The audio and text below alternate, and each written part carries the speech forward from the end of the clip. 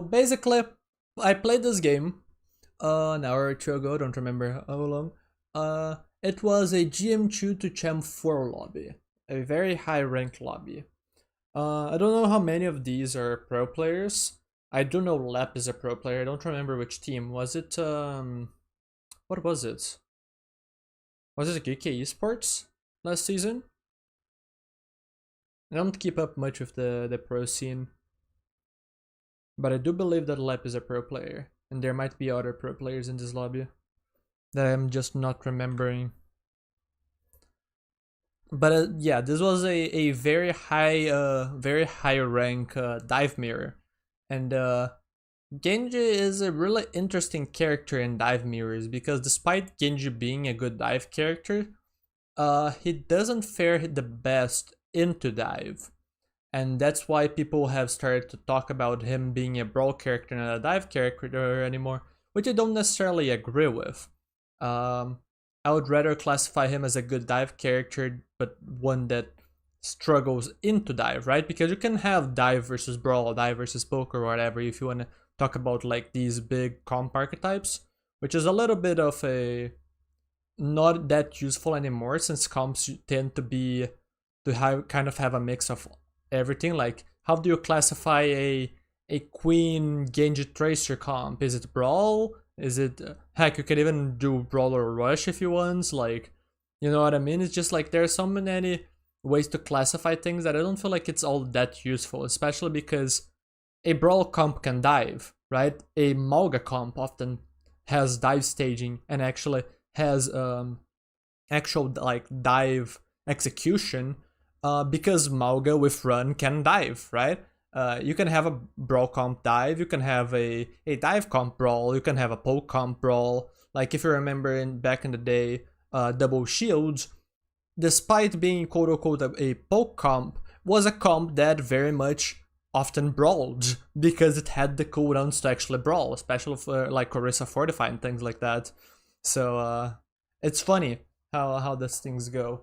But anyways, this is mostly a dive matchup, and what I'm referring to mainly is characters that have a lot of mobility. Mobility is the big one, but you could also add a little bit of burst in there as well. But most of the characters that have big mobility are gonna have some decent burst, or at least are gonna be able to use that mobility to chase you if you make mistakes, right?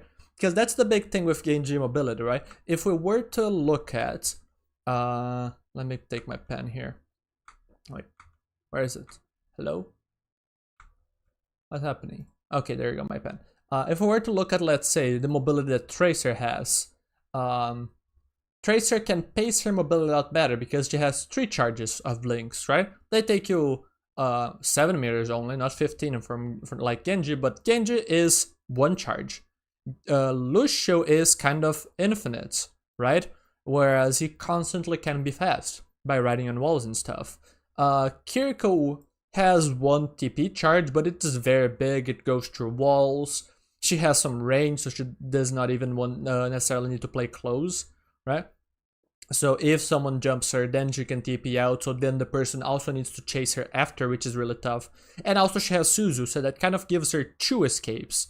Or heck, maybe even 3 if you consider like the I mean, not really, but yeah. Now let's just call it 2. And D.Va is just kind of unkillable, same thing with Ball, right? Sombra is similar to Genji, although the stealth can certainly be a big difference, like if she manages to stealth properly, right? When she's escaping, then you suddenly, despite only being 15 meters away, she survives.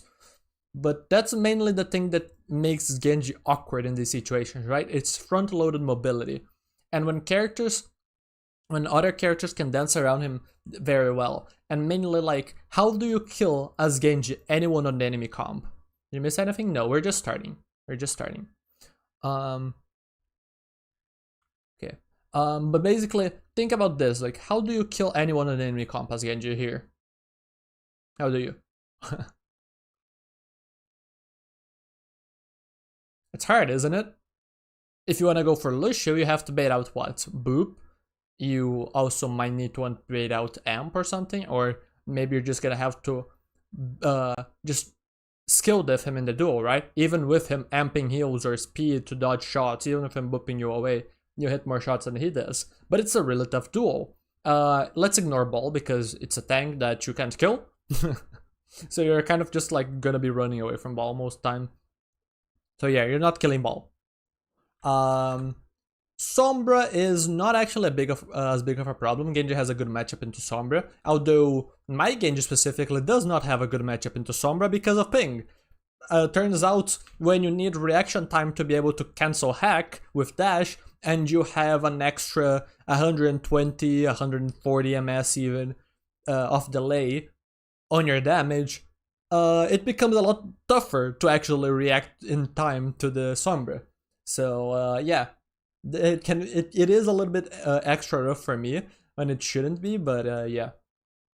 Genji has for the most part a good matchup into Sombra because she is 225, she is easy to hit for a big burst, and once you hit her for big burst, she has to TP out, and then after that she doesn't really do much. Also, you can deflect the virus, and that's most of her damage. So you can basically outplay her mobility, you can outplay her damage and utility, so it's not a big issue. But what about, let's say, Tracer and Kiriko, right? It's the same issues with the Lucio, right? They can dance around you, they can deal big damage and just beat you on the 1v1. Kiriko can be especially rough, as we talked about when I was showcasing like the different amounts of mobility that the characters have, because you usually have to spend the dash to close the gap, and then she can still beat you on the 1v1 up close. And if she is losing, she just TPs out and you don't have anything to chase, so it's awkward. So it's like, how do you kill anything?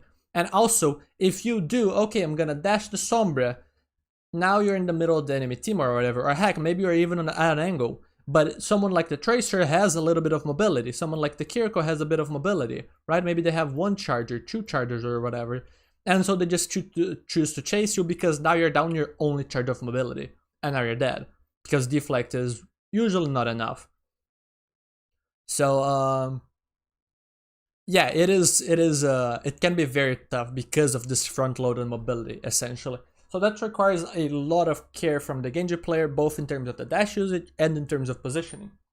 And this is what I wanted to showcase in this replay, because this is a dive mirror at a very high level, and me making it work. Now, I will give a very quick disclaimer here, that I did not execute mechanically as well as I should. My hands were cold, I did not warm up at all, so both of those things made it so in a few situations I was not doing as well as I should. There were a few picks that I just barely missed. Also, there's a little bit of like dissonance, I guess. I don't know if that's the word I'm looking for, but when it comes to like what I'm trying to do and what I'm actually being able to do, because my brain, like in this situation, my brain was working at a much faster pace than mechanics. So sometimes I'll short circuit. I will want to dash to a place, but my finger will not actually press the button to dash. So I'll look and I'll not dash. And I'll have this really awkward situation where I'm not actually matching my commands very well. But I still executed well enough. And most importantly, I got what matters most in this type of matchup down, which is the game sense part of things. Game sense goes a long way. This is not a matchup that you brute force mechanically, because unless you're doing your mechanics to a really high degree, you're just gonna get caught out. They are gonna survive your dive, they will punish you, and they will run away and prevent your team from actually cleaning them up afterward and using the space that you got. You need to execute really, really well because of your front-loaded mobility, in order to make sure that an aggressive play with your dash does not get punished, essentially, or gets enough value for it to be worth potentially getting punished. Yeah, let's play out a little bit and then we'll go from there. Captology recently made a video that goes into a lot of what I'm gonna be doing in this match. That is very important, either doing or doing poorly, and that's going to be causing me to die. So for those that watched his most recent video, you will understand this match a lot better.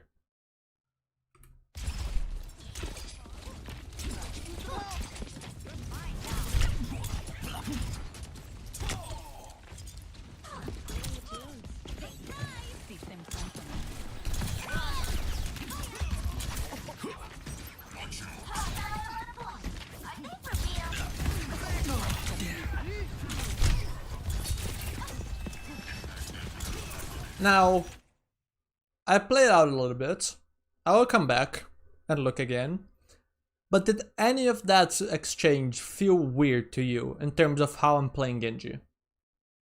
How should one play Genji? What are like the main ideas of Genji, right? The main fundamentals of Genji, let's say.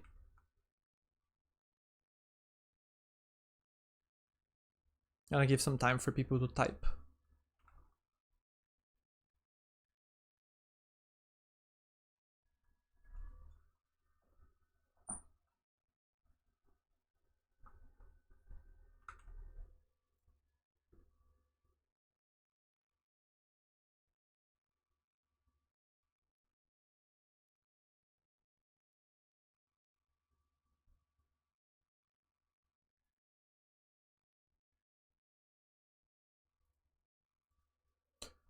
Isolate duels maybe. Poke waits for an opportunity. Let's make this a little bit easier, right? Because you're mentioning important things, right? But let's think about just like Genji's kit in general and what it accomplishes, right? Like what is his range signature, for example, right? Like for example, I mentioned the front-loaded mobility, right? So that already gives us a little bit of a clue as to how Genji needs to actually play his mobility compared to a character like Tracer, right? Genji needs to be much more careful traversing the map with dash because it's just one cooldown, whereas Tracer is more free because if she blinks once and it's a little bit bad, she can just blink back or even recoil or whatever. So she has much more freedom to move around the map than a character like Genji, right? If you make one bad dash, you're screwed, right? You need to use more of your passive mobility, maybe your tank distracting, things like that, right? So that already gives us a lot of knowledge, right? Genji is good at holding space because of both dash and deflect being cooldowns that can be used to hold space aggressively and either stay there, duel, or get out. His range signature is a little bit flexible, but more towards the close range, right? But most importantly, like what all of this kind of tells you is that Genji is a good duelist that wants to fight up close usually, right? So let's, with that description, let's actually go back into this fight and let's look at how I'm positioned. Okay, I'm not close right now. Why? Well, in this case, this area of the map is not great to be close yet, right? Like, we're gonna be holding from the bridge backwards, because otherwise we're kind of holding to their spawn, it's bad ground to actually be fighting in. So far it makes sense. Okay, they're pushing through. I'm still out of range. I'm not trying to close the gap on them. Tracer and Sombra pushing there. I could maybe fight here and could maybe dash. Could argue that I'm not pushing here because my Tracer just died. And that's fair. And then. Okay, I'm holding a little bit of an angle. This angle can force close range engagements because if my opponents want to peek, they have to come through the corners, right? They have to take the sightlines that see this. And these sightlines are closed, right? But I'm gonna be backing up. Back up, back up, back up. I'm maintaining range. Despite range not being Genji's strongest aspect. I get pushed. Okay, I deflect for a bit. Keeping my dash. And walk climb and stay away. I'm staying away. Talked about Genji being a close range duelist. But I haven't really been up close. Or when I have been up close, I have been really scared. Does anybody know why that is the case?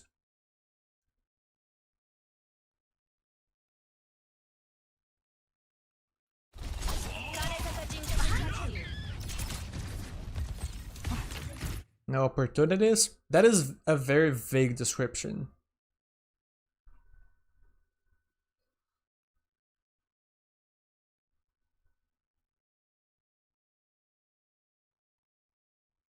I do get what you mean, and maybe I'll develop on that further, but let's think a little bit more.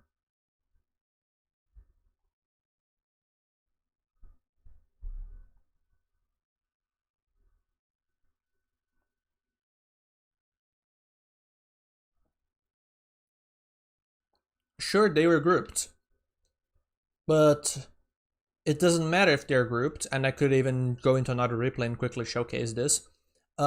If you were playing, let's say, into a very immobile comp, you could go and position very aggressively for close range, even into a group, right? It doesn't have to be an isolated duel.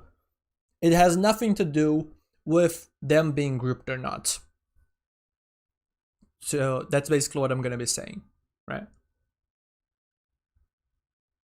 It's specifically dive that I'm mentioning. And it's dive for a reason. Not about Cassidy stacking with a Brig or just an isolated cast or something. It's about playing Genji into these highly mobile characters.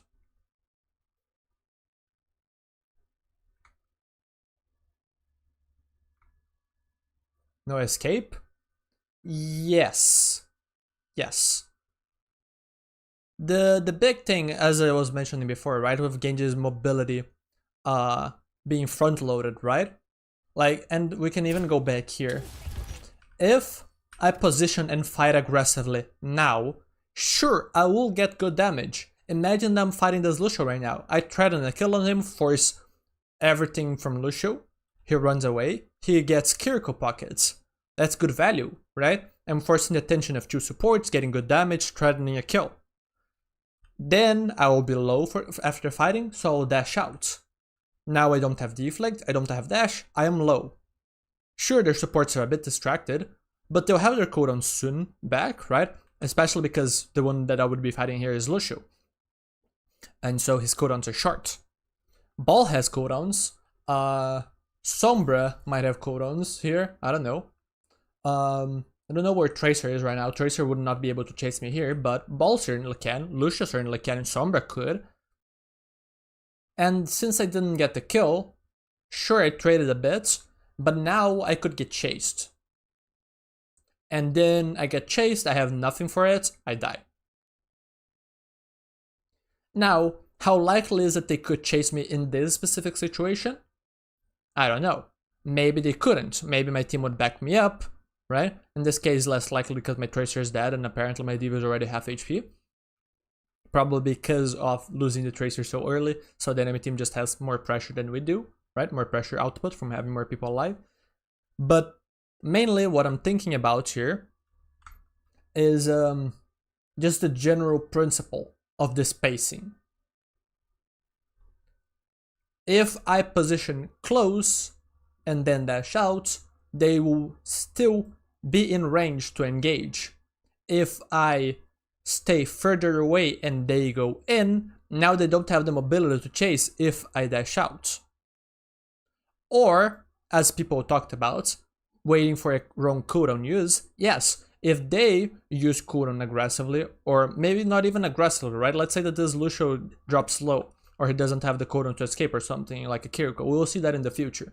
Then yes, I can commit a dash because I'm either getting a kill or I'm landing enough pressure in that I earn that space and I cannot get pushed anymore. Or at least I earn enough value so that even if I get punished, it is worth it, right? We'll see that in the future. But that's basically it. I have to be extraordinarily careful with the way that I play, my positioning and my dash usage, because if I don't get a good enough resource trade, I die. I get pushed and I die, because these characters have insane tools to chase. And these characters are also really good duelists, which makes it hard to get good research trades, unless I'm really careful about which engagements I pick. The big thing about this matchup is not about thinking about targets to dive specifically. This is not a necessarily wrong description as much as it is, I wouldn't say naive, as much as I would say like a misunderstanding of what dive is. Dive is not about diving targets. Dive is about diving positions, taking control over the map. With that map control, you can take better fights than your opponents. You can pick and choose which engagements you want to take. Do I want to take a bad engagement? No, I will not. I'll keep looking around, finding positions around the map until I have a good engagement. Once I do have a good engagement, I go in. That is what dive does, and why a lot of people misunderstand Genji. They think that Genji dashes in and gets a kill, so people swap to Torb and Brig and stuff and they counter Genji. Well, I can quickly showcase an example from this. I was even recording a video. I don't remember if there's one video that I'm gonna be making that I think I talked a little bit about this. This place just ain't. But there was another one that I believe I ended up deleting because it ended up not being the greatest match ever.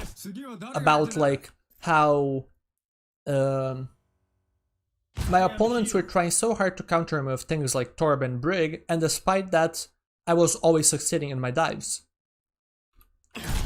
Because by trying so hard to survive the dive, they completely gave up not only their ability to control space, by picking characters that have less mobility so they have less positional freedom, but they also played it in such a way that they didn't even care, they were just sitting back, trying to stay away from the Genji. Well, guess what, that gives the whole map. Oh yes, it's gonna take a while to get close, but I'm gonna get close eventually, and once I do, I can choose when moments where my engagement will be good, and then they don't have anything to do. This should be a good example to talk about this, right? Brig, Cassidy, they're standing back. Oh great, they're countering me, right? Okay. Now the Cassidy tried to punish me.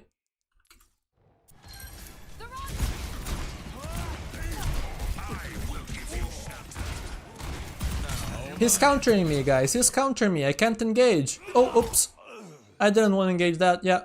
That wasn't good enough for me to engage. I'm out. I'm gonna look for another engagements. And now he's dead to my hazard. Now, this serves as a little bit of a bonus, right? It's a little bit cheap here. I didn't have to, let's say, hard flank this way, and then afterwards dash here, and then do a slow, methodical walk around to the side to eventually reach this backline. But the important part isn't necessarily how I got here, it's that I could have done this path to reach here, regardless of whether or not this happened because my hazard dove and Cassidy died or not, right? The point is that I reached this position, and once I'm here, it does not matter how much they have to quote-unquote counter dive. They can have Brig, they can have Cassidy, they can have Torb, they can have whatever. I have reached here with full resources. These players are toast. We're just that overwhelming. It's not just that we are now in a strong position with all of our resources, it's that we're picking the engagement in our own terms. So I'm not engaging this 1v3, I'm engaging this with my Haz. I'm engaging this from a vantage point. I'm engaging this when these opponents are not looking at me. All of these give me an advantage that makes it so these characters that so easily counter me, oh wait, they're just they're just fodder, right? So they tried very, very hard to counter, and it did nothing. It in fact helped. Because now that they gave up positioning, they're not even contesting the angle, so I don't have to earn the angles by winning a duel or winning a resource trade that enables me to take the angle and set up and then get a dive going, right? Go back here. Is everything clear? Are there any questions? I'm trying to pace myself here, trying to explain everything very methodically and concisely because this is complicated. So if you all have any questions, feel free to let me know.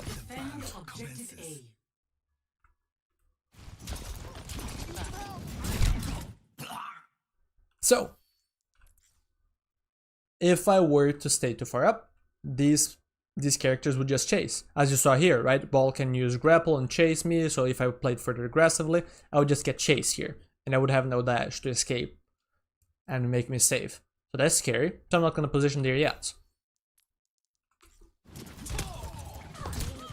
Here, I can't really engage with dash, because if I don't get a kill to get a dash reset, or I don't get enough damage done where these players have to live and they can't chase me, then I'm dead. And one of the biggest problems is that I'm unlikely to get a kill, and even if I get enough pressure to the point where Sombra can't chase me, what about the other characters?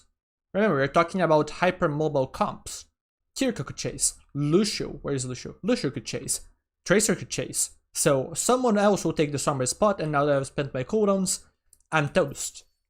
So in this case, this is not so much of a skill check, right? In terms of like, how good mechanically am I? I can beat the Sombra. I can beat a lot of these players on one-on-one. But it's not about the one-on-one. It's about people taking positions, and then the moment that someone makes one mistake, people will be there to capitalize or be within reach. So it's a very big positioning game, right? This is why I talked about dive not being about diving targets, but being about space control. You take space around the map, and then the moment that there is a good opportunity, you can go in and capitalize. In this moment, it can be because, for example, your tank got a good cooldown trade against the, let's say, one of the squishes, right? It could be because your Kiriko landed a good headshot on the Sombra, so now the Sombra needed to TP out. So now I, as the Genji, can dash the Sombra to try and finish, right? Because I'm available in that position. So it's about thinking about where you can position yourself to be useful, right? Looking for opportunities, and not just that. The reason why I'm staying here is because I don't want them to walk through this door. I don't have to actually engage the Sombra to prevent the Sombra from doing things. By just standing here, I'm cutting off her access to this flank. Because if she takes this flank with her mobility, I chase, and now she is in the same boat as the Genji player, where she has committed her mobility and she can now be punished. And I'm there to punish. So I'm putting myself between where she is and where she wants to be at, to force a decision. Does she try to brute force? She can't. That would be egoing the duel.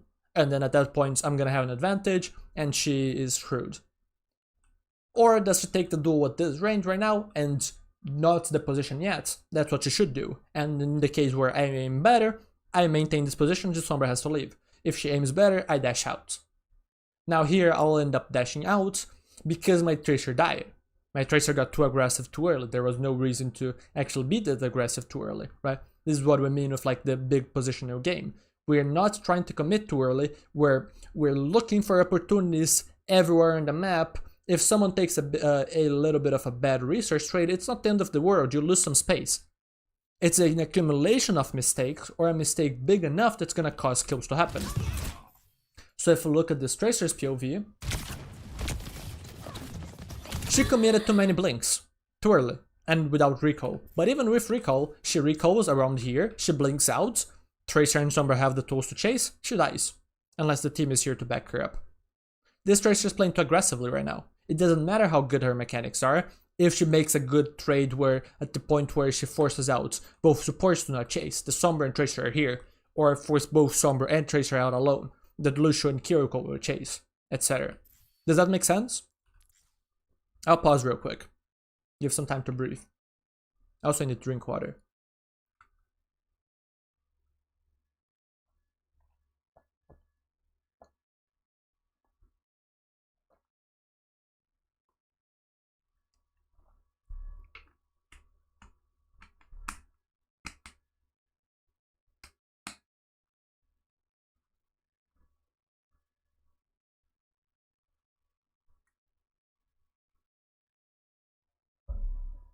Are we all good? Are we all on the same page? Can I continue?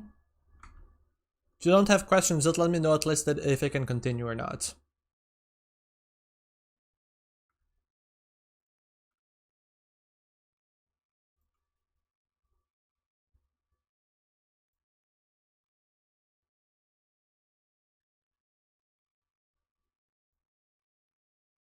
I may? Okay. So yeah. Now, and here's the thing, I would be able to hold the Sombra for a bit, but with the Tracer dying, and not just that, the prospect of Lucio doubling me on the angle. Yeah. That's the thing. These 30 seconds, I'm overanalyzing to an extent, but I'm basically using this as a very big example to talk about important topics that will allow the rest of the match to be faster. Essentially, I'm just doing the guide portion now, so that the rest of the viewing we can just mention concepts that we already know and just move on. So for example, from here on out, I can just mention spacing, and in this case, here's another important term, overloading. This Lucio is overloading the angle. This used to be a 1v1 with Tracer, but now it's a 2v1, or sorry, 1v1 with the Sombra. But now it's a 2v1. And I'm very unlikely to actually get good enough value here. So rather than take the duel, I'm immediately gonna be backing up. Now I didn't know if the Lucio was gonna come here, or if Tracer was gonna be the one, or whatever. but I saw my Tracer die here. I know that the floodgates are now open, the enemy team will have more space, more pressure, so I'm just gonna back up. Because I know that if I don't back up now, I'll get caught out, and even if I dash out, I'll die. So we end up getting pushed. You can see the push happen. If I am here, they have the tools to chase. But because I'm here, it takes a very big commitment from them to actually come here. Look at the Tracer cooldowns. Genji hack. All blinks committed just to close the gap on the Genji. And now she cannot stay here. Heck, she even reads and doesn't recall. But that's the point. I forced her to use everything in, and then I still had the tools to survive. So even then, even if they end up getting a positive trade, they will not get a kill, they'll only get space. Then from there we can maybe recover. See if we can get a good trade, get space from that, or if they screw up very badly, in this case get a kill. Ball, I believe, also tried to punish me. Saw the hack, committed in, but because Ball committed in now, and I still have tools, even if Ball doesn't get forced out from being low, I have dash to escape. And so in this case, I could, one, fight the Ball, because I have the tools, I have the tools, right? I have deflect to stay, I have dash to get out, so I can read my stay a little bit more. But because Ball already drops low before I can even fight, I don't even need to spend my dash. Now they start to chase, and here I see an opportunity to actually go on the Ball. Because this is isolated. Nobody on the enemy team, despite their mobility, has what it takes to push me here. Not just that, if they push me here, they'll just walk into a D.Va that can fly at them. They don't have what it takes to actually punish the position. So here I can actually be aggressive with my dash. And I force Ball out. This is what I talked about earlier with the being careful with the resource trades. If the resource trade is good enough, in this case the Ball being low and not having shields, Ball cannot fight back. So I'm not scared of Ball. I'm making my safety through pressure, essentially. Because the pressure prevents them from fighting. It forces them to leave. And because of my positioning, they would have to expose themselves to too much danger to actually push me. At that point, it's not worth it. Their setups are not good enough. Now I can push, because now they're low in resources. So even though I drop low here, they don't have what it takes. Because look at the Ball's HP. Look at the Lucio's HP. Also, the Tracer was coming back, so she was dead. So I could push that Kiriko for his cooldowns. I did not have to wait for that Kiriko to be low on cooldowns, right? I did not need to wait for an opportunity on the Kiriko in theory. I just read the situation, essentially. I read the room and noticed that if I make this push, it is not a punishable move by the enemy team. If they were to try to punish, my team would back me up and will win the exchange. And also, this is again foreshadowing. You will see a very important moment of this in the future. So my discipline here is what's keeping us in the game. Because otherwise, if I stay positioned aggressively, I die. So now it's 2 players dead, right? Tracer and Genji dead. So now we're basically screwed. But we hold. I hold because their Tracer makes a mistake trying to overly chase me. And even if she didn't, we would still have a fight because we would have survived their push and maybe been able to hit back. Now we're fighting for space. I'm trying to see if I can come in from a side, right? I'm trying to earn an engagement through pathing, right? Walking somewhere rather than dashing. Because now that cooldowns are back and we don't have good enough setups, it's going to be hard for me to actually commit a cooldown, as we talked about before. I get pushed, I have dash.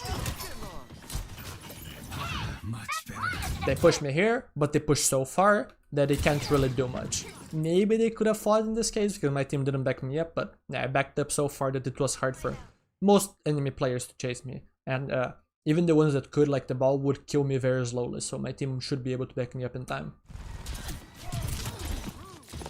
So I'm spending a lot of time just carefully positioning myself, trying to find opportunities to go in, trying to deny angles from the enemy team, etc. Right? It's just a very big chess game, essentially. We're trying to promote our piece, or sorry, not promote our pieces. We're trying to develop our pieces into very dangerous positions that will force a response from our opponents. And if the development of our pieces is good enough and the response of the opponent is not appropriate, then that will lead to a good outcome, right? We will get a piece from the enemy team or something, right? We'll get more tangible value. So in this case, the enemy team did that. The enemy team slowly took space from us. We can see that from the top down. Let's look at our space now, and the enemy team's space now, and let's look at what happens. We have been shoved into a locker. The enemy's dives have forced us back, and so now they have all the space in the world. All of it. Now that they have all the space in the world, they get to set up threats that are harder to deal with, because they have more space. So with more space, they have more options. More options means they'll have more opportunities, right, to choose from, ranging from good to bad. And so they'll choose the good ones. And with the good ones, they'll get kills. So in this case, they bid in, the Sombra has an angle, I don't react in time, I get hacked, I dash the Sombra late. If I dashed the Sombra earlier, prevented hack, I would be fine here. But I didn't. Maybe because of ping or something, I don't know, doesn't matter here. My Kirka also died because the enemy team was on top of her already, I'm pretty sure. Yeah, she already doesn't have Suzu, she doesn't have great positioning, and we could not push out. This is the thing, we're pushing into the enemy team's effective range. So now the whole enemy team is ready to hit us. So yes, good idea maybe in the Kitsune, we cannot Kitsune this close to the enemy team. They are ready to pounce. The moment that they see us walk out, they're like, okay, you have walked into my punch, essentially. And so the enemy team comes out and punches. And now our team just dies. Right? We just get collapsed on. My issue with the Sombra was a skill issue because I just didn't react in time. This from the Kiriko was a bad decision. And that's what would have happened with me on Genji if I positioned more aggressively like I talked about. And now I believe that this costs points. My team survived for a bit, but we ended up dying with beats instead of fighting. Probably because I didn't think the fight was winnable.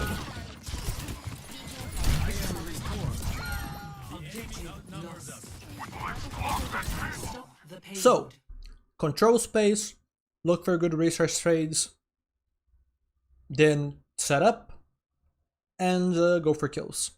Otherwise, if things go badly, you reset, you try to look for space again. But it's kind of this routine of space, resource trade, into more space / setup, into the actual attempt at kills. So, they dove here, try to get a good resource trade. They don't have the space yet, they're trying to earn the space. I'm fighting for the space, I'm trading with the ball. Trying to make sure that the trades are good. Also, a quick thing that I do have to mention here. Genji perks in this matchup are incredibly important. Because Genji's perks alleviate a lot of his issues with the front-loaded nature of dash. Swift cuts because it makes dash shorter if you can land the melee. So it gives you more options to actually push aggressively and not be punishable because you have shorter cooldown on dash. Or in case you dash backwards, you can maybe melee someone that's chasing you to have a faster dash and dash out again. So it helps a lot in the positioning game. Meditation helps a lot because it just gives you more staying power, you have more HP. Having more HP as a duelist is very good, right? More stats equals better, right? Why is Reaper scarier than Genji up close? Yeah, a little bit of damage, but it's mainly the HP. Not just that he has more HP, but also that he has lifesteal. So I do not understand why people sleep on meditation after seeing for so long how powerful it is. Meditation is just incredible. It farms you ridiculous amounts of ult charge, right? One full use of it gives you 4%, and just gives Genji extra 50-70 HP. And no cost really. Blade twisting would have to deal 100 damage compared to it. Like, I'm not joking. Okay, now we have a good setup. The high ground is such a good setup that we can just drop, get good resource trades because our positioning just allows us to set up better threats than our opponents, and from there we can maybe look for kills. So in this case, there hasn't been a fight yet, it's just that Defender's Advantage gives us more space. so it gives us a native advantage that allows us to look for skills and force our opponents to not look for kills yet, but rather for space. So I'm looking for an opportunity to drop, and then Sombra just gets to do this because she's Sombra, so she has no footsteps, she's invisible, and I'm playing on ping, so this sucks. So now, rather than being able to drop, I end up getting hacked. Rather than be able to retaliate, because I didn't react in time, the Sombra gets a good trade on me. So now they'll earn some space, rather than us being able to use our space, right? This is how the attacking team can go and actually attack, right? And have threats. They first do that kind of play that forces cooldowns, right? Got me low, forced my Kiriko to TP, forced every resource. Now Bulk is sort of taking the high ground with mines. Now the enemy team is going on the high ground, and now they can EMP and push and get kills. It was not the first Sombra dive that killed, but it was the first Sombra dive that enabled the EMP to kill. Did that make sense? I'm gonna do one short pause again. Ask if there are any questions or if I can keep going. I'm gonna drink some more water. I've been at this for 4 to 6 minutes apparently.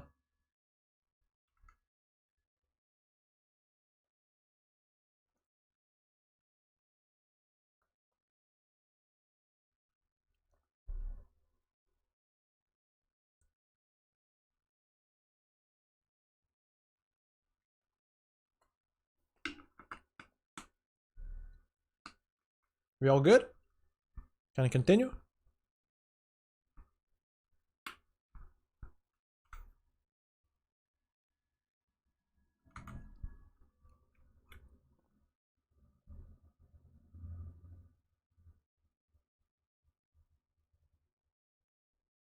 Yeah, I'm drinking plenty of water.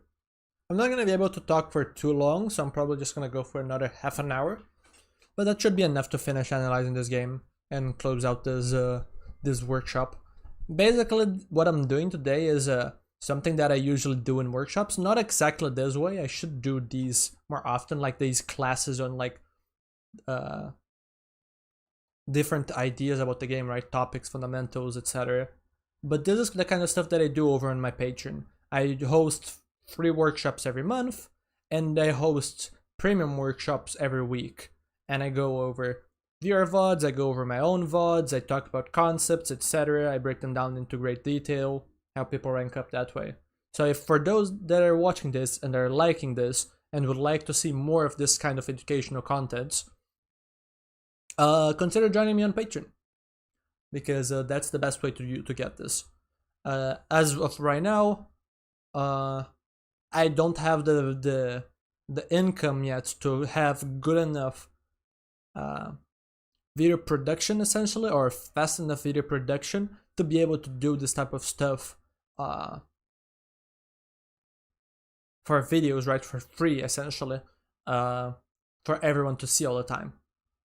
Especially because, like, if I just post a video like this, right, like an hour and a half long review, not many people will watch. So this is the kind of stuff that I end up just doing only for the more dedicated viewers of the channel, the ones that are willing to pay, right? And that payment is important because it means that they are more committed to the idea of learning, so they want to watch. They wouldn't mind watching me talk about these topics for an hour and a half, right? So for now, this is stuff that's mostly in the realm of premium content, but in the future, as the channel grows, I could potentially do this type of stuff for free as well. It just really depends on the channel growing, and so for those that have the financial means to actually pay for this kind of education and to help the channel grow, I would really appreciate it, right? Because that's the kind of stuff that is gonna help the channel grow. Right now, I'm trying to slowly build up production, so I have a little bit of help when it comes to scripting videos. I have a little bit of help when it comes to editing videos. And as I get more people on my Patreon and get more views on the channel to get more ad revenue and stuff, then I can commission more and more help, and then things snowball from there. Alright? It's never gonna reach Wolfie VGC's level of production, because I don't think Overwatch has this scalability. But I think that we can get to a very decent size and get some really nice content done Like the goal that I had is kind of like something similar to Spylo, but with a little bit of a different way of doing things, more quality, less amount. And to be fair, he has dropped the amount of videos a little bit to increase his quality a bit, but still a lot of his stuff is mainly just stream segments cut by editors on the channel. So yeah, basically what I'm trying to do is exactly a little bit of the Wolfie VGC of Overwatch, but that's gonna take a while. So for now, if I'm gonna be making videos like that, it's gonna take longer, right? My Wire Dive Get Countered video took me a month to make. Now, it was a bit of a new video to make, so I could make it faster in the future, but it's a lot of effort to make a piece of content that's that informative and that short, right? Like have that good of content in that time frame. But with more help, can make those videos more often, right? It just takes time to build it up. So yeah, just letting people know. Okay, let's go back. My sales pitch is now done. So know about the spacing idea. Here, this is why I really like Swift Cuts.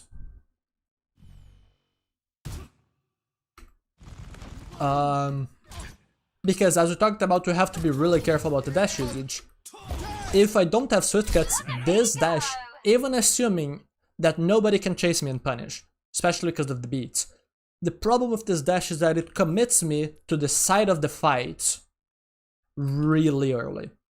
So if there's anything happening anywhere else, like here or here, I cannot contribute because I'm stuck here on an 8-second cooldown on dash. Now, I'm still stuck here, but now instead of 8, I'm on a 5-second cooldown, but a 5-second cooldown is much better. And the biggest thing that I'm trying to say here is not so much about this specific example and more about the general idea. In that Swift Cuts allows you to mark threats on angles without having such a big positional commitment, essentially. Because I have a shorter dash, so I can reposition somewhere else faster. So this decision is easier to make, right? Or this decision has more appeal to it, because it's not as big of a commitment. So I don't have to weigh my opportunity costs for 8 seconds, let's say. I just have to wait for 5 seconds, essentially, right? This is where Swift Cuts really helps. Marking Tracer in this situation is fine. Not only do I have beat HP, but I don't want Tracer to have this angle, right? Again, the space control. It's not that this Tracer will kill people immediately, it's that the Tracer from this angle will be able to force a disproportionate amount of resources, right? If I let this Tracer set up as she wishes, she will take a 1v2 trade against my backline and live. And so my backline will lose resources, and now the next dive from Sombra, from Ball or something will get a kill. Does that make sense? So this is why I'm marking the Tracer now. This is why the marking is important, right? And this, by the way, I accidentally just mentioned the exact reason why the more direct countering in the form of swapping to Torb, swapping to Brig, Cassidy, stuff like that, does not work against good play. It only works against bad play. And yes, it might hurt for me to say this, right? Oh, Poke is calling the way that I play because I got countered by Torb and Cass and stuff bad. Yes, I also sometimes get countered by them if I get sloppy, right? Everyone makes mistakes. The important thing is to not get hurt by the idea that your play might be bad, is to learn from the idea that you make mistakes and that's natural, right? That's no offense to you, that's just an opportunity to learn, right? So in this case, if my opponents do not control anywhere in the map, they don't have the ability to mark anymore. Without the ability to mark, the Genji will always be able to avoid bad engagements and only go for good ones. And the good engagements will get, unless something tremendously wrong happens, a good resource trade. And we talked about before how a good resource trade gives you space and sets you up in the future, right? Or a good, or just gets you a good resource trade period, right? And that in the next time, rather than winning space because the cooldowns are shorter, you'll be back. In the case of, let's say, a BAP that has a 23 or 25 second on lamp, you can force it to one dive, survive, and then the next one he doesn't have lamp, so he dies, right? So that's the problem with that kind of countering. Yes, you are better at surviving dives, but you're not gonna ever have a fair fight. You're surviving dives temporarily, and then you just burn your cooldowns, don't get a kill, and then they dive you again without your cooldowns, and then you die. Right? Which is what we saw on the other replay that I showed earlier. Just started play Genji. Honestly, my channel in general. But mainly, like, if you need a specialized help on anything, I would suggest joining my Discord server.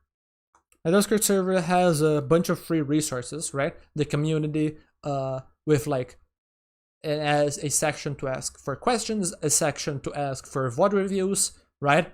You can just chat with people. But other than like my videos and my community, it would be like the more premium stuff, like direct one-on-one coaching or the workshop, right? Which in this case I'm showcasing one for free.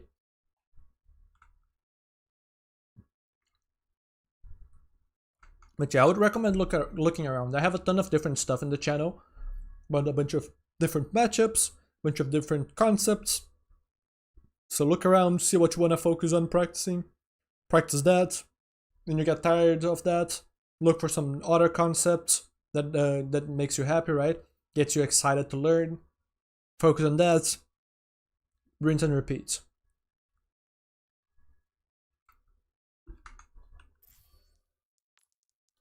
Swift gets good.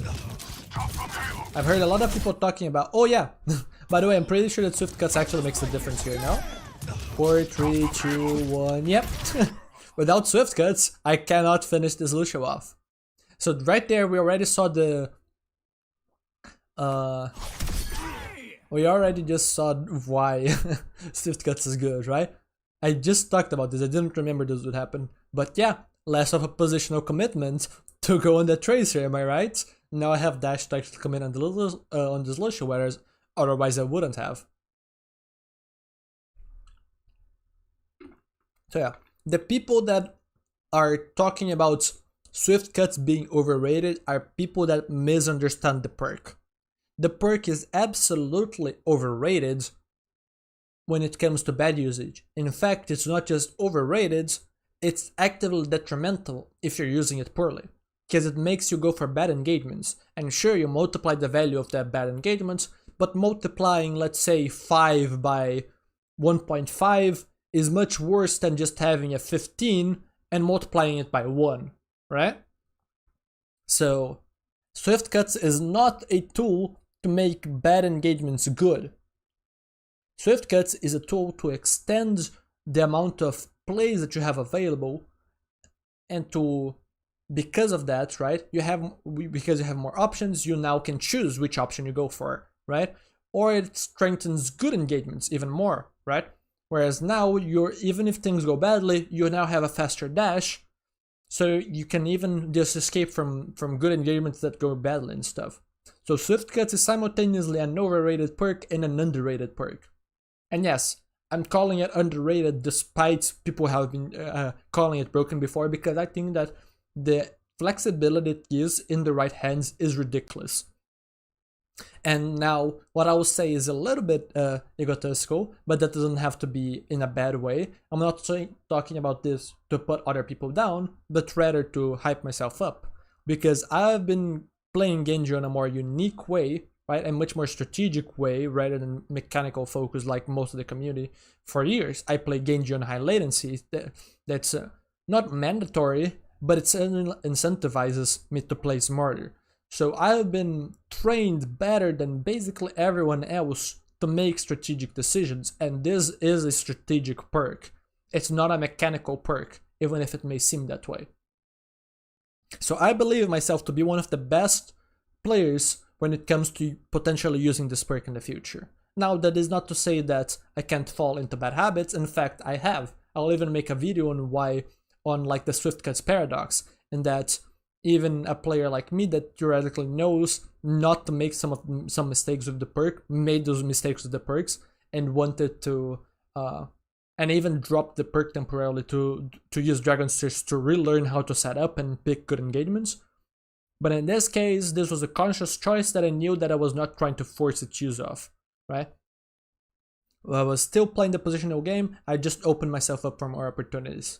And this player can end up making the difference between losing and winning this game.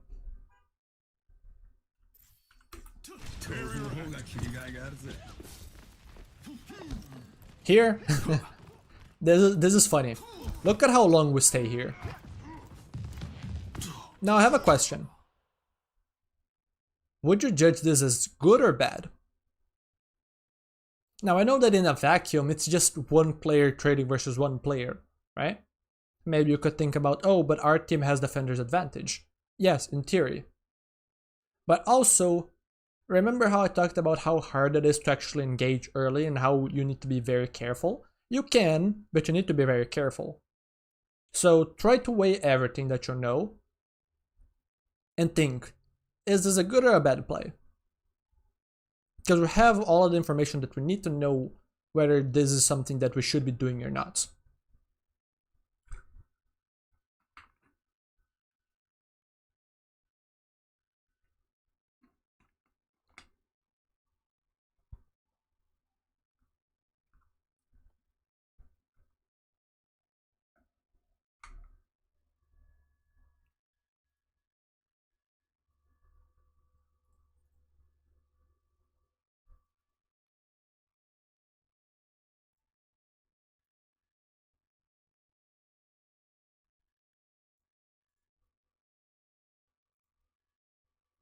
I'm gonna give it a little bit more time.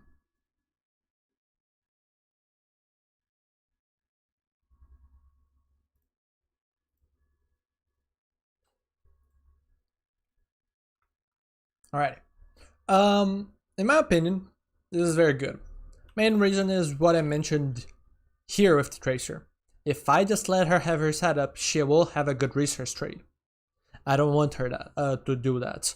So I can take a neutral trade rather than, yes, looking for opportunities, but because of how hard it is to actually look for opportunities, in this case, this area of the map makes it easier in general, but because of the Sombra invis and me playing on latency, I feel less inclined to look for opportunities here because of how easy it is for me to just get caught out, die, and then because I couldn't react in time, and then now put my team at a disadvantage.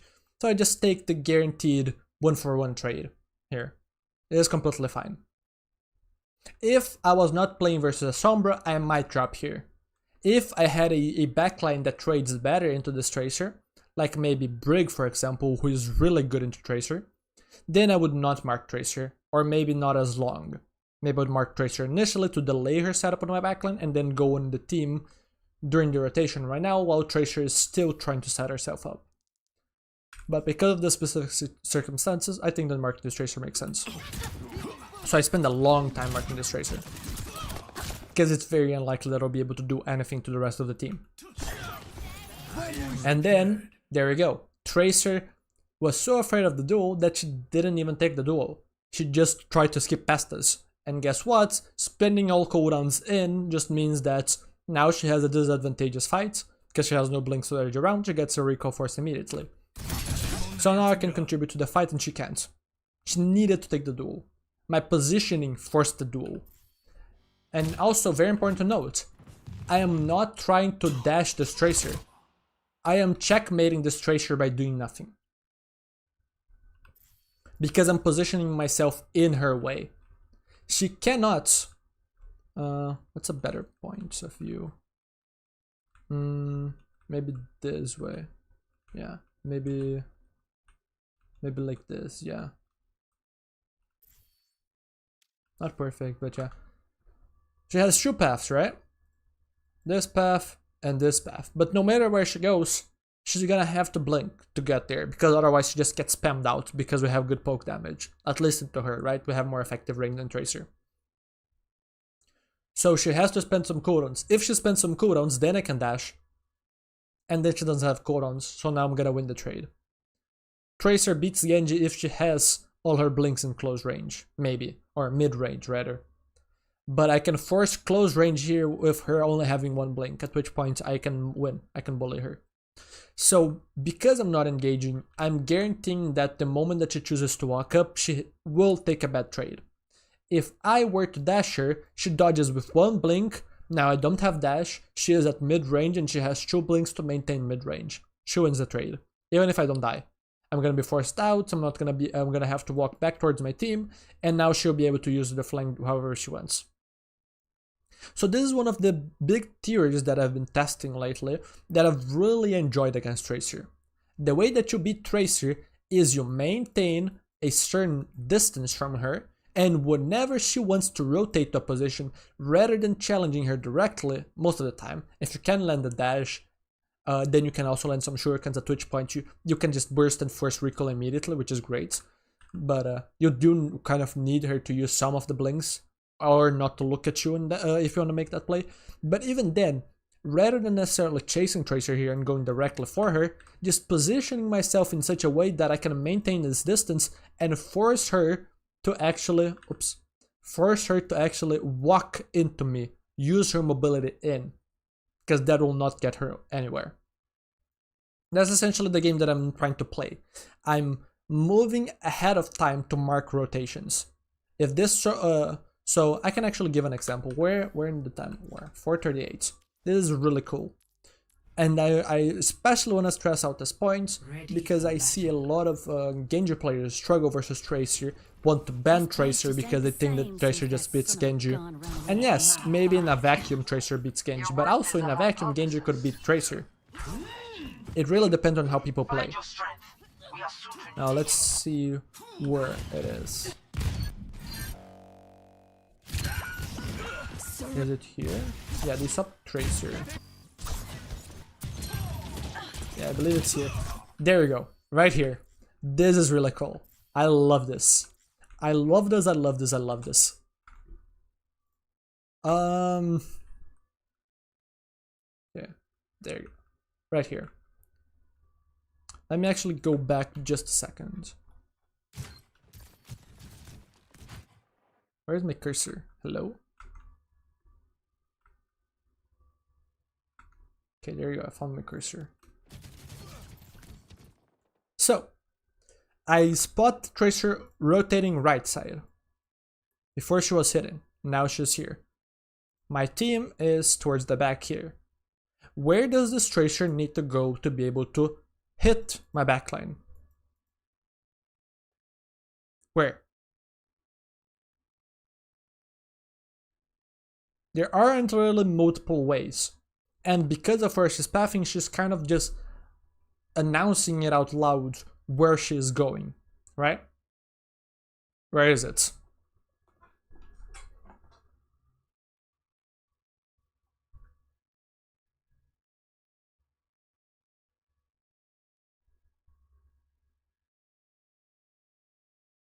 Anybody want to take a guess? I give 15 seconds.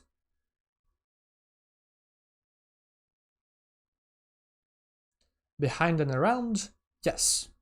She wants to walk up this stair and either do this or this.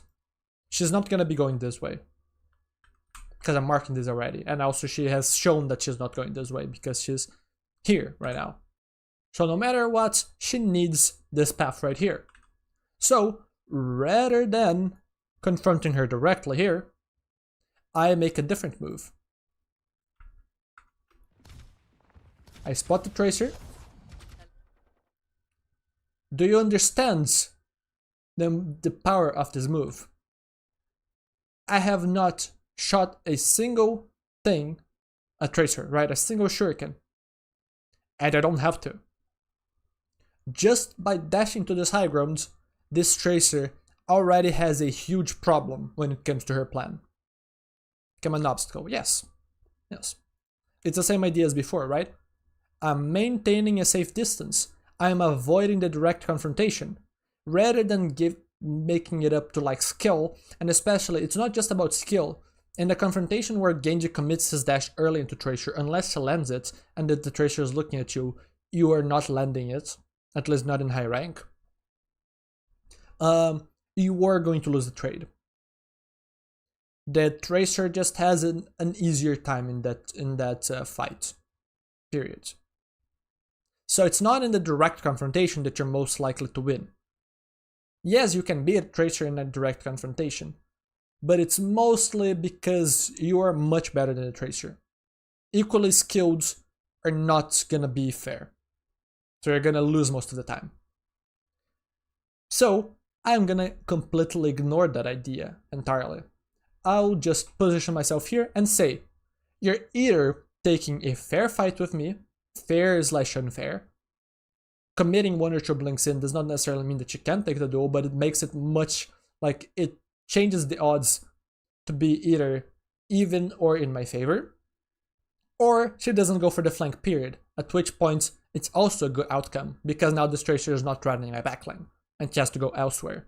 So I'm trading 1 for 1, except I can still poke from range and Tracer can't. So, I really love this. This really is just chess, right? I'm playing chess in Overwatch. With one move from a piece, I have not checkmated, but I have improved my position based on the movements that my opponent has done on the board, so that I'm forcing a really tough decision from my opponents. That's what I'm doing. I'm turning a skewed matchup, if I were to confront it directly, into a basically guaranteed good or even trade for me. Really cool stuff. I really like this. So yeah, this was awesome. And this Tracer, look at how awkward this is. So she chooses to ignore me, and she takes a smart path. She's trying either to go below and then here, although I was walking to mark the staircase, especially because she was speeding through with a bunch of blinks. So if she's gonna spend a bunch of blinks, then I can just take a direct confrontation because she does not have the blinks to dodge around, at which point my weapon is better than hers. Tracer does not beat people because her weapon is better. Her weapon is much worse than most characters in the game. She beats people because she can force people to not use her weapons effectively, because she dodges basically all the damage. That's also why Tracer is not good with pockets, because the pocket doesn't get much value on her, because she's just dodging things. So bubble, not really useful. Wu Yang ult is an exception because it has offensive value. But most of the time, pocketing Tracer does not get value in the same way that it does Genji, because Genji spends much more HP than Tracer does. So yeah. In this case, I see the rotation, I'm here to mark her. So now the Tracer just gave up. The Tracer is just taking a different path. So now she might use the stair, but then I can position myself on her way again and do the same thing. And constantly put her at a situation where she is not allowed to set up unless she fights me. And if she fights me, I'm gonna probably have the advantage. So either she's not gonna have a setup and I can fight her team and she can't fight mine, not evenly, or she has to beat me in the duel. And that's only to earn the right to make a play in the backline. This duel is not a duel to the death. This is a duel for space. So even if I were to fail then on the fair duel, there's still much more to be thought about the fights. So this is really cool to think about, because it turns a matchup that people think about being so bad that they want to ban and that they always struggle and whatnot, into a matchup that kind of feels like it's in your favor. As weird as that sounds. Is it any apparent that I really love talking about this type of stuff? Like, this is what excites me the most about the game. It's not hitting a one-shot. In fact, I don't go for many one-shots, because one-shots are almost always inherently a problem with your setup or something like that. What excites me is this type of strategic stuff. This right here, just seeing this Tracer just like completely lost as to what to do. Just because I dashed to the high ground, my sheer presence alone, right, is just affecting her in such a way, right? I'm just, she has nothing to do. That's the thing. She has nothing to do. My move is too good. My chess move is too good. I love it. I love it so much. I don't know how else to express it. I just love it way too much. Ready for battle. That kind of outplay. My gameplay makes my opponents look incompetent. Yeah, that's the thing. If I play well, I am absolutely one of the most oppressive players you will ever face on the ladder. Now, being able to execute the way that I look at this game is really, really hard. And also, Just because they can spot some plays does not mean that I'll be able to execute on them.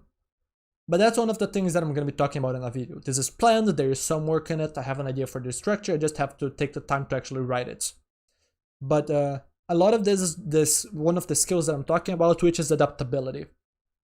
And for those that read Blue Lock, Isaki is a great example.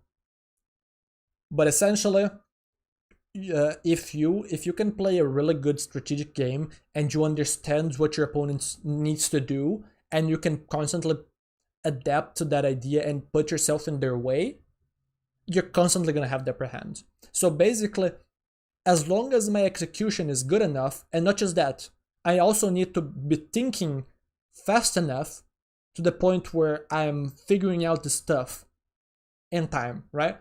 Like, there are times where I will fail to dash to mark the tracer on the angle. In that case, he just gets the angle, right? So that's important. I need to be able to recognize the plays and make them in time. If the tracer flanks me, right, in that case, maybe if the tracer is hidden and goes towards the flank when I'm not looking, then she beats me, but she didn't, right? So it's a battle of who adapts more, right? Who adapts last, or who fails to make a good move first, essentially, right? And so basically, one of the biggest things that affects my gameplay, and this is one of the reasons why I don't bother warming up anymore, is that one of the biggest things that affect my gameplay is not the mechanics. Heck, if I warm up mechanics, I honestly end up going for more mechanical plays than I should, and I end up playing dumber and away from my skill set as a player. So I like actually playing without warm-up, because it kind of forces me a little bit more into lean into my strengths rather than away from them. So, where was I?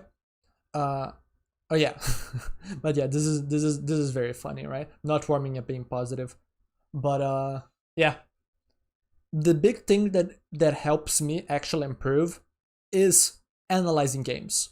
The more knowledge that I have, the better, because knowledge is power. Knowledge allows me to make decisions, right? Information.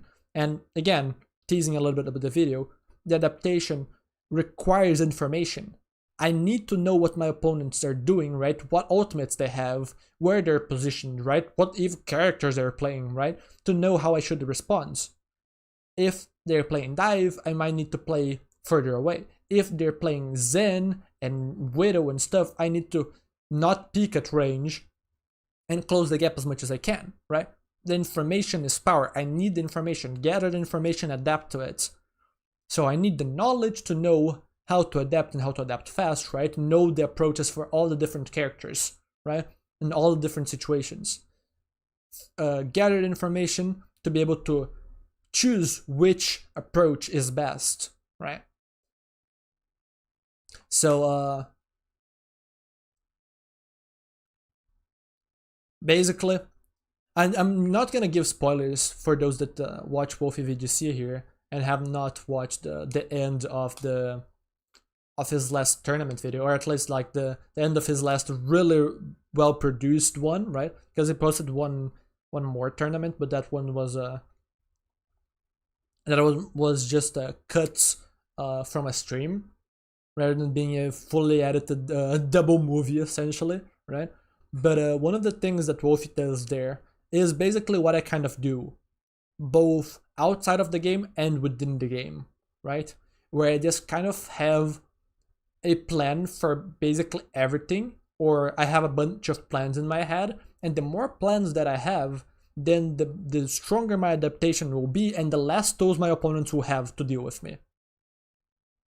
So beating me is often either a matter of execution, or a matter of me lacking in either the plan department or having the mental space in the moment to be able to find the plan or remember the plan fast enough, essentially. So I play the game a lot differently than others. And now Tracer does not have beats here, so we're taking a 5v4.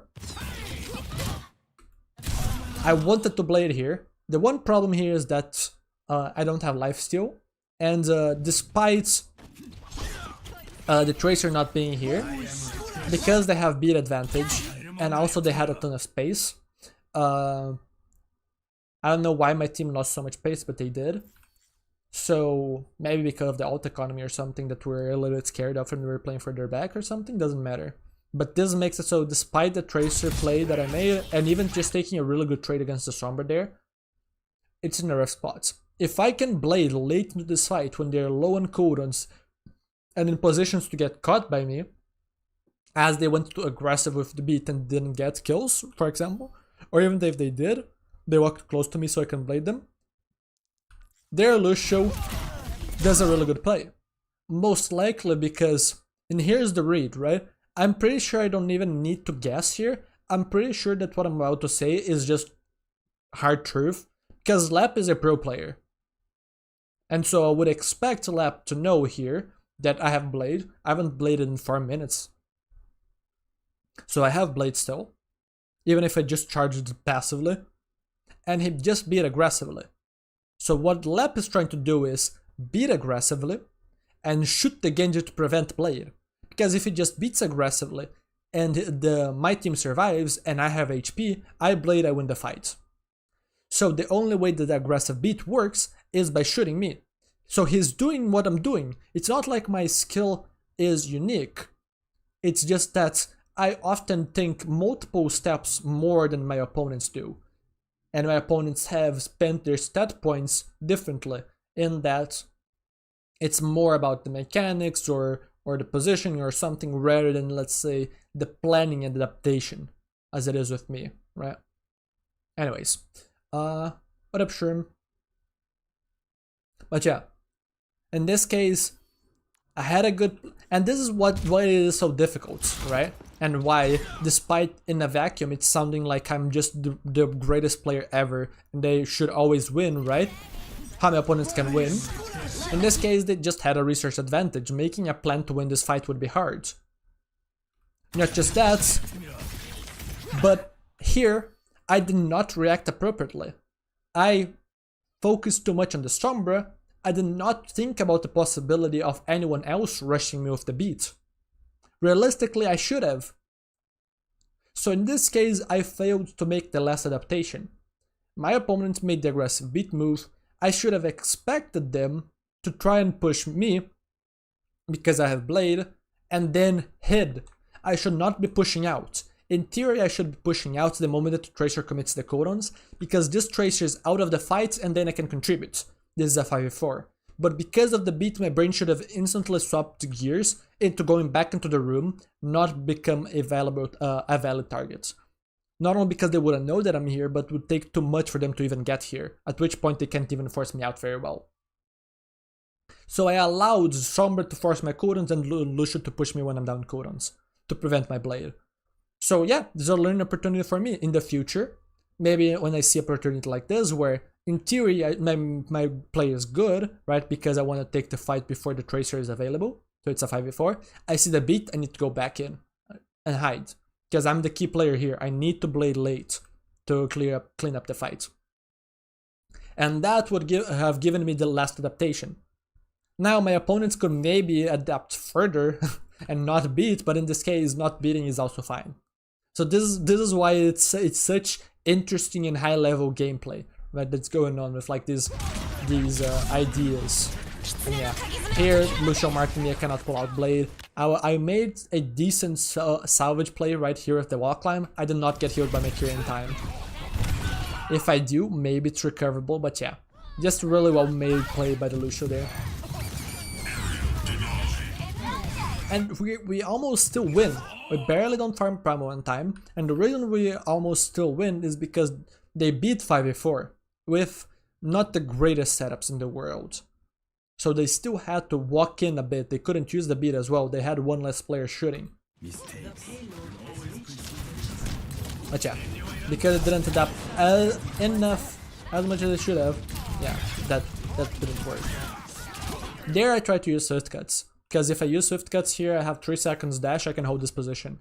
Although I still need to be careful. The reason why this area of the map I'm much more likely to be able to play aggressively is because by doing this, I can or sorry, the map does not offer many options. It's kind of just main, and then there are some really terrible flanks. They are very long and don't really get you in the position that you want. The other areas of the map have much better flanks, much more open map. You have more options and the options are better. Here there aren't really. So they kind of have to brute force main. So if I go here and I have dash and they push me, I dash out, they have to walk through my team. They're not going to be able to walk through my team to kill me. So now I actually have more freedom to be aggressive.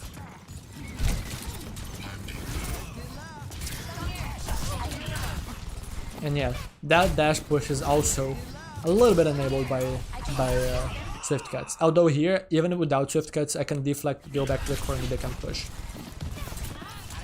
Marking the angle, not making a harsh move. I'm trying to make sure that they have to commit to deal good damage to me. Making sure my trades are always good, or even. I'm not giving my opponents chances, right? I am giving myself less opportunities to make positive trades, but I'm completely removing my opponents the option to take any favorable duel against me. So it is a trade-off, because I would rather not gamble on whether or not my mechanical skill will be good enough in that situation. I would rather play the strategical game where I avoid making commitments, right? Or early commitments, or ones that I don't think are worth, right? And then just look for more opportunities, see if I can find a better path, right?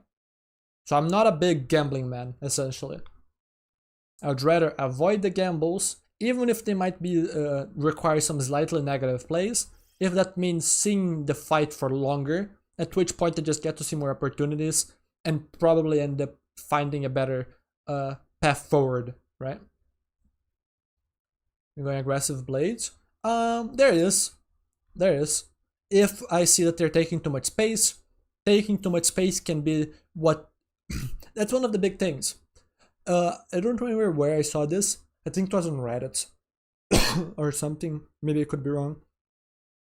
But it was something about how people focus too much on, let's say, what killed them, rather than noticing what actually went wrong. And that's because what actually caused the death is not necessarily the death itself, right?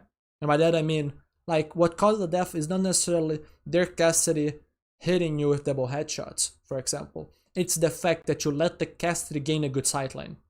And that's a mistake that happened 10 seconds ago, so it's hard for most players to understand that.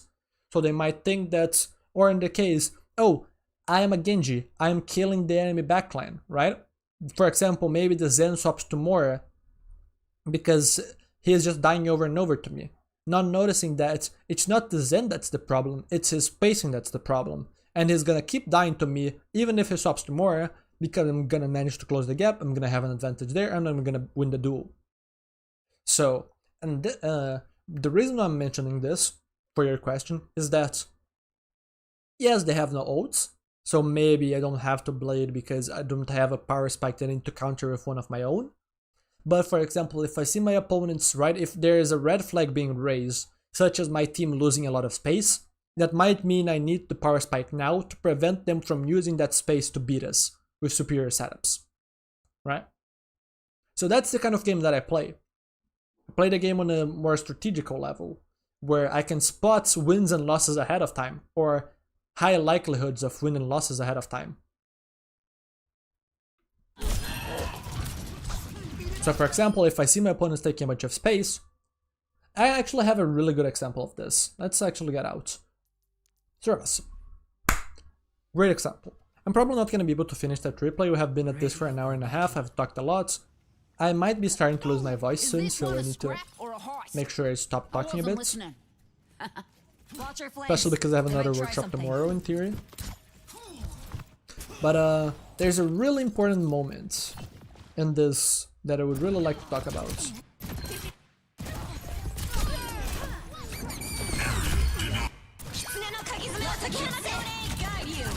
Here. Okay. I don't know exactly the status of the fight here. All I know is that they have Sojout and Wuyang. We only have Blade, soon to have Diva Bomb.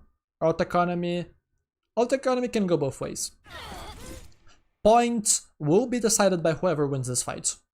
There is not enough time left for a second one. So this fight matters a lot. I cannot blade yet. Right now we're dealing with the aggressive setups and we don't have the positioning to blade. We'll lose back, that's bad. But the fight's still winnable. So now that Tracer has been dealt with, our D.Va lost back. I know that if I don't somehow make a really good play of blade, we'll lose. The odds are now stacked against us. The enemy team has a little bit more space. The backline is a little bit further back, but our team is all shoved in the locker by the ball. And we lost Mac. So we're kind of screwed here. So I already know. And knowing this, I position myself for a blade. I'm setting up for a blade. They Sojout. Sometimes you can blade Sojout. In this case I can't. Because they have Suzu and they have Wu Yang out. So I cannot walk into the Sojout. So here I'm willing to let my team die to the Sojout by not contesting her. Even if temporarily and not risking my life. With blade or even with just a neutral engagement, right? Like drop on her and then dash out. Because the win condition here is blade. See, yeah, maybe they're aware of my blade. And maybe that's why they're marking me and stuff. In this case, I ended up just getting shot at by Soj. I got a little bit sloppy positionally, or maybe the Soj just made a good peek, right? That's also another thing about the way that I play, in that I'll at times not pay as much attention to the actual game because I'll be playing a different game in my head. I'll be playing the strategy game, right? Like the chess game. So someone will make a move, maybe that I'm not expecting or something, and now I'll not react in time because I'm not as focused in the moment as I am in the future. So in a way, I have to give up some focus, right? Some active focus in the present to actually be able to look into the future. So I kind of have to close, in a way, you could figuratively say that I close my eyes to the present to be able to look in the future. It's a trade-off, right?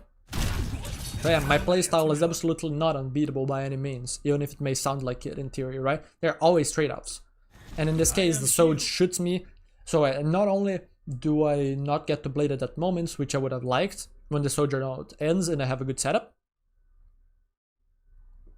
but also I end up getting shot and I have to dash out. Now, I will dash out because I know that at that point I cannot blade. If I blade at that HP, I just die. So I need to trust my team and accept any more casualties that may happen to maybe set up a blade. And now I see the opportunity. No Sojouts, enemy team is close enough. Now this is the one chance. This will be hard, but this is the one chance we have back.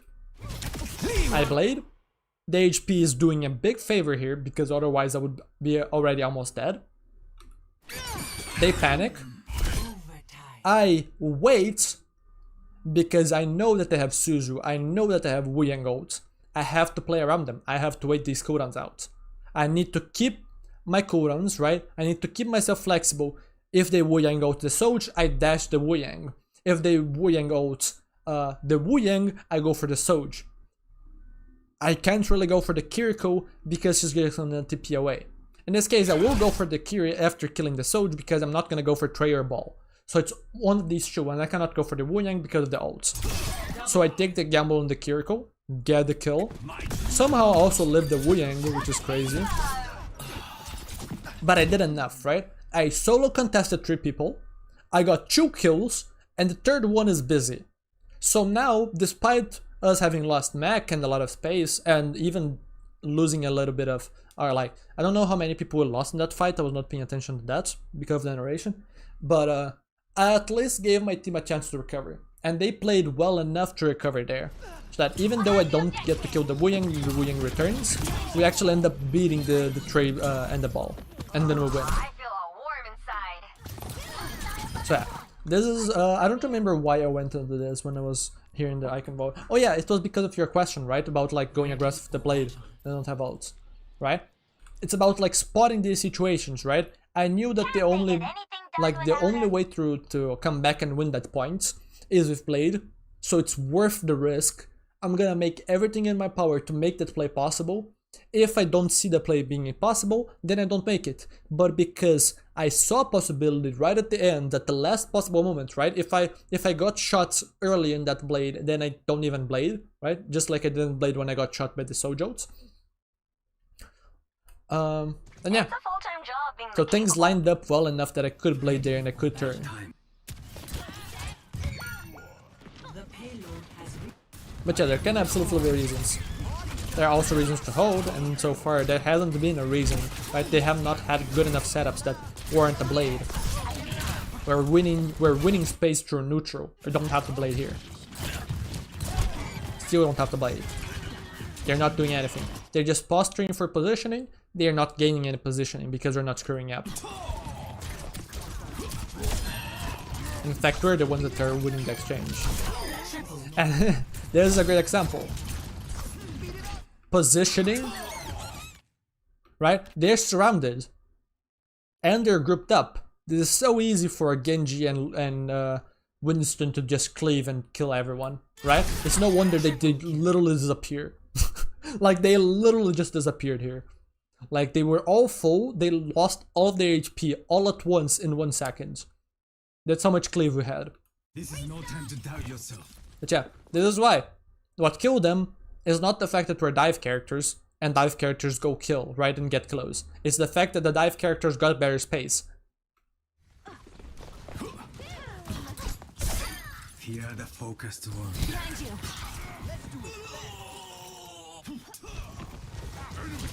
Time to fight.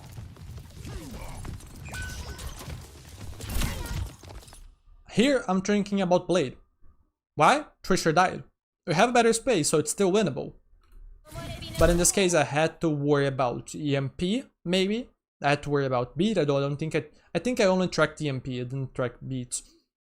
And in this case, also they were not in a position for me to blade yet. And I even got hacked beforehand, so I couldn't even hold my setup. I saw the Winston jump, I know Winston has no primal. I was thinking that this is my chance, I'm gonna blade this Winston, I'm gonna kill him. That's the only way I can get blade value. If I try to dash towards backline, I die. They are too slippery, so it requires really careful play, and I don't have the HP for it. My team is not distracting the enemy team. So I'm gonna be hard focused, not be able to commit to anyone, or if I commit, I just get booped or dodged, and then I die. So this is the only viable play. They EMP and counter me. I did not consider this. I was hoping that I could kill Winston before EMP could kill me. So yeah, in this case, I had a good plan. The plan was just not good enough. Let the Kitsune guide you.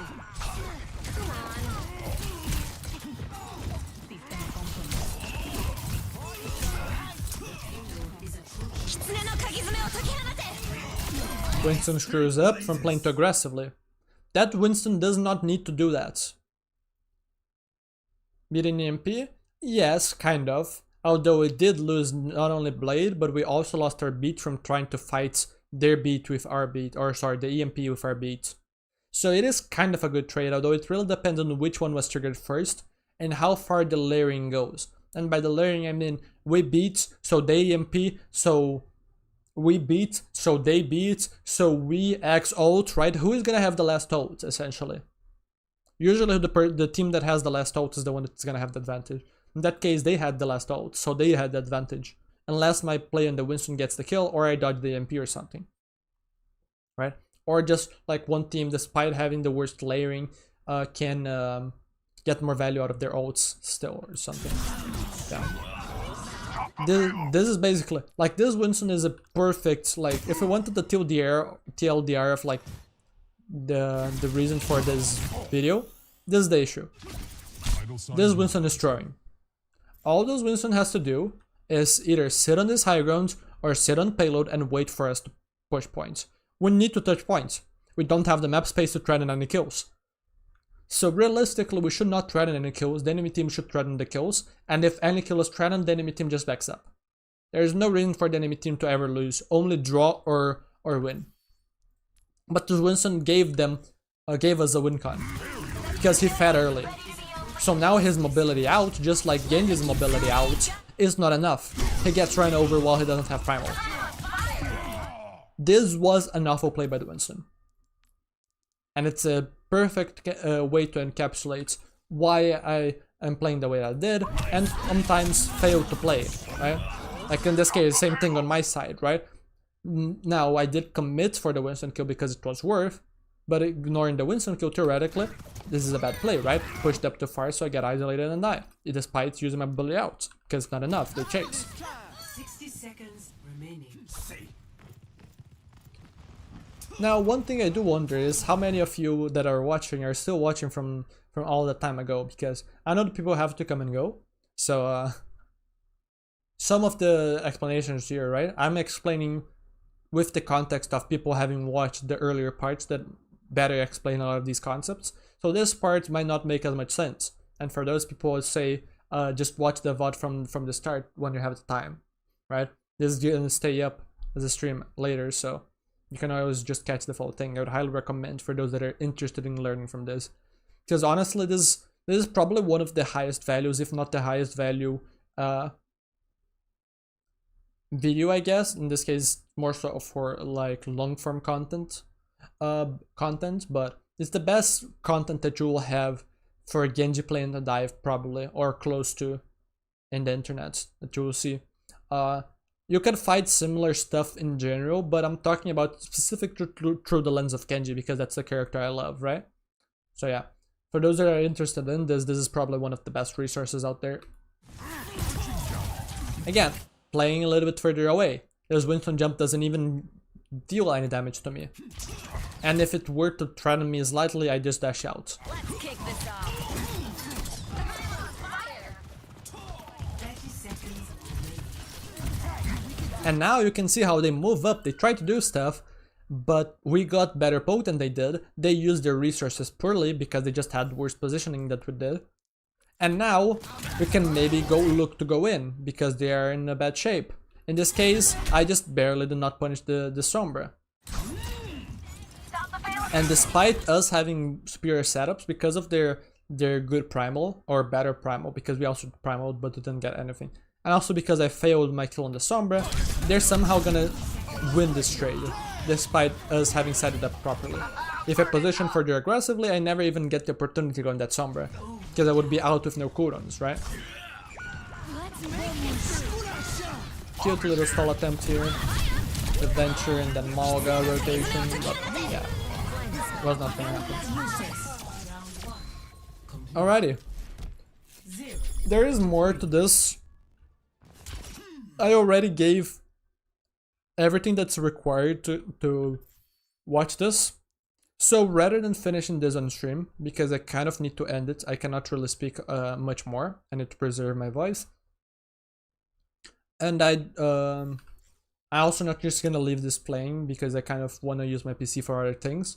So rather than continuing and maybe returning another day, because I don't like returning another day without the context is not gonna be great, I would recommend those that are still here, if they are curious about the rest, copy this code, import them in your own game, watch our offense, watch the extra 2 rounds, try and think based on the concept we talked about, why a certain decision, or sorry, if a decision is good or bad and why, right? I'm not gonna talk about as if every decision I made was correct. I mentioned plenty of situations that I played poorly, right? Or maybe that I didn't play poorly, but I just didn't play well enough, right? So yeah, here's the code for those that want to watch the rest of this. It was a really cool match. I played much better towards the end, right? This first round was my worst. Our offense was good, and the overtime rounds I was really clutch. It might not seem like mechanically there was some stuff, but the reason why I was so clutch in overtime was just my decision making. My decision making was so on point in OT. It was crazy on both ends, both on our defense and defense on the extra rounds. So that's where I really clutched this game. But yeah, I would highly recommend for those that are interested to watch this game. This was a really fun game. Really cool game. I popped off when I when I won this game. I was so happy. And then I was met with unexpected. This was supposed to be the match that pushed me into GM1. But because it was expected, it left me at 96%. So now I'm pretty sure that I'm the highest rated GM2 player in NA as of this moment. Let's see. Where is it? Oh no, not quite. But yeah, 96%. There's someone that's between 96 and 100% right here above me.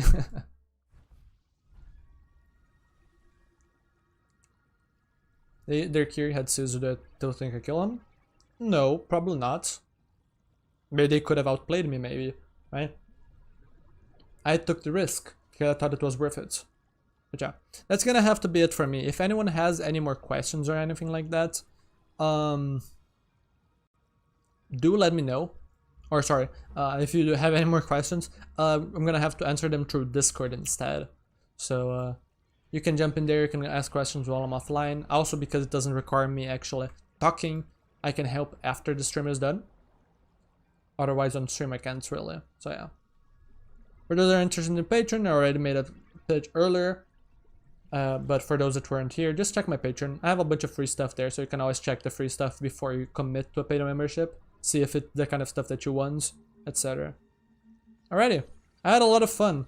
Let's see what I need to do to actually close the stream, because I have to reopen Chrome and stuff.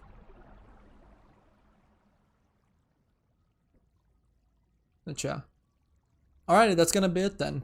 Have a good one, everyone. I'll see you all in the next time. Bye bye.